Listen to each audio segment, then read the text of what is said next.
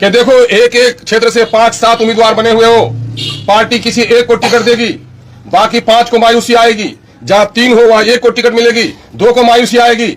अगर पार्टी के उस उम्मीदवार को जिसको टिकट दिया जाएगा उसका साथ देने के लिए तैयार हो तो पार्टी का झंडा लेकर फिरो, वरना अपने अम्मा के घर में बैठ के रहो। ये नहीं सुना उनका वक्तव्य नहीं सुना? एक इलेक्शन में लोगों के खर्चे हो रहे हैं 90 लाख नहीं 1 करोड़ से ज्यादा में कॉन्ट्रैक्ट हुआ है उसका। ये कौन भरेगा? अब इस हिसाब के बाजार भरेंगे, अब्दुल बैंक का बाजार भरेगा। इलेक्शन आप लड़ेंगे तो नहीं बढ़ेगा पैसा। तो यहाँ पे ये बात, अच्छा उसके बाद सुनिए, उसके बाद मैं सुनो और उसके बाद सुनिए, एक एक कैंडिडेट को 3-3 बार लोकल अखबार में आप लोग लेते हैं उसका काम, और नेशनल मीडिया में देना है, टीवी में देना है। और बड़ी अच्छी बात कही, आप सहाफी हैं और ईमानदार सहाफी होने का आपको दलील पेश करना चाहिए। पेशानी पर आपके काले धब्बे भी हैं, वो चमक है वो नूरानी। आप बताइए क्या मेरी तकरीर नहीं सुनी थी आपने यहाँ मरवाड़ी कॉलेज से पश्चिम? कि देखो एक एक क्षेत्र से 5-7 उम्मीदवार बने हुए हो, पार्टी किसी एक को टिकट देगी, बाकी 5 को मायूसी आएगी। जहां 3 हो वहां 1 को टिकट मिलेगी, 2 को मायूसी आएगी। अगर पार्टी के उस उम्मीदवार को जिसको टिकट दिया जाएगा उसका साथ देने के लिए तैयार हो तो पार्टी का झंडा लेकर फिरो, वरना अपने अम्मा के घर में बैठ के रहो। ये नहीं सुना उनका वक्तव्य नहीं सुना? चुका मैंने यकीन दिलाया था, मैंने ये कसम मुहानी खिलवाया था कि साहब हम में से किसी को भी टिकट दिया जाएगा तो मैं उसका साथ दूंगा। समझ में नहीं आई।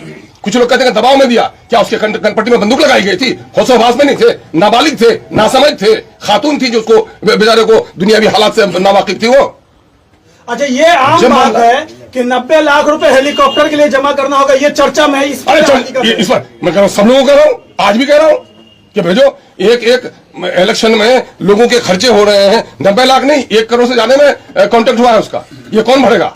अब इस हिसाब के बाजार भरेंगे, अब्दुल बैंक का बाजार भरेगा। इलेक्शन आप लड़ेंगे तो नहीं बढ़िएगा पैसा। तो यहाँ पे ये बात, अच्छा उसके बाद सुनिए, उसके बाद मैं सुनो और उसके बाद सुनिए, एक एक कैंडिडेट को 3-3 बार लोकल अखबार में आप लोग लेते हैं उसका काम, और नेशनल मीडिया में देना है, टीवी में देना है।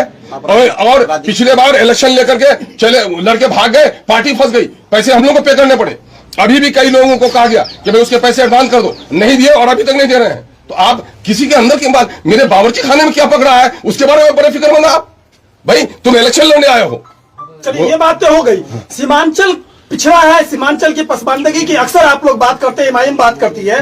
असद साहब हो या आपके इमाम के दीगर लीडरान हो, हैदराबाद जो डेवलप इलाका है वहां पे आप बाइक से 4 व्हीलर से आप चुनाव कैंपेन करते हैं। इस गरीब इलाके में गरीब इलाके के लोगों से पैसा लेकर हेलीकॉप्टर से आप चुनाव कैंपेन करेंगे, ये क्या? आप यह बात बताइए तो कि आप आए कहां से? अभी आप आए कहां? शहर से आए ना, मोटरसाइकिल लेके आए, ससुराल लड़िया है ना, मोटरसाइकिल लेके जाइएगा बेगम को लेके, 4 चक्के पर जाइएगा।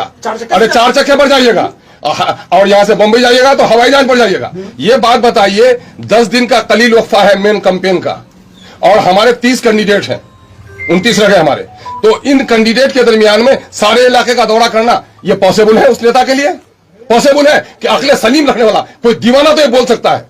और जहां तक अकले सलीम रखने वाला कोई दीवाना जिसको मालूम नहीं है जोग्राफिया, वो जोग्राफिया पढ़ ले कि पूरे पार्लियामेंट इलेक्शन में, असेंबली इलेक्शन जो लड़ती है हैदराबाद में पार्टी, वो 40 किलोमीटर के रेडियस में लड़ती है।